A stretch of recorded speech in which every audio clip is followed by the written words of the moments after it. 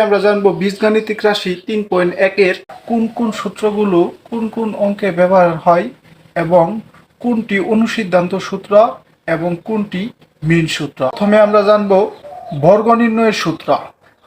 বর্গ মানে স্কয়ার বা 2, তাহলে a প্লাস বি বর্গ মানে স্কয়ার, তাহলে a plus B whole square সমান সমান সূত্র আছে a square plus 2 a B plus B square.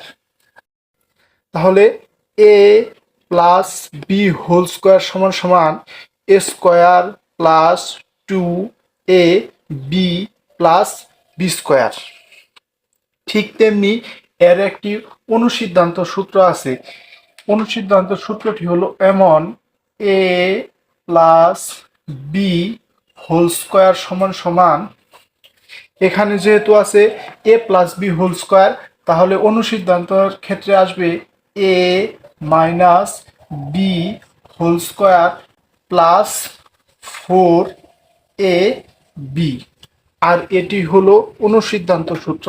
তাহলে অনুসিদ্ধান্ত সূত্র a plus B whole square সমান সমান, যেহেতু এখানে প্লাস আছে তাহলে ভিতরে আসবে minus, a minus B whole square plus 4ab।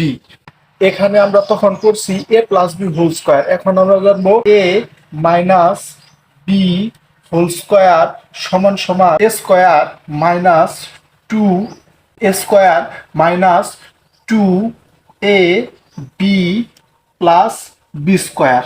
আর এলে a minus B whole square সমান সমান সূত্র আসে a স্কয়ার, যেহেতু এখানে রয়েছে মাইনাস এর জন্য এখানেও মাইনাস, a স্কয়ার মাইনাস সূত্রে 2 a B plus B square. এখন আসি মান নির্ণয়ের ক্ষেত্রে a minus B whole square সমান সূত্র কি? তাহলে a minus B whole square সমান সমান a plus B whole square, এখানে রয়েছে মাইনাস এর জন্য এর ভিতরে আসবে প্লাস, তাহলে নিশ্চয় বাইরে আসবে মাইনাস, তাহলে 4ab। এখন যদি আমরা মান নির্ণয়ের ক্ষেত্রে অনুসিদ্ধান্ত সূত্রটি পড়ি, a minus B whole square সমান সমান a plus B whole square minus 4ab।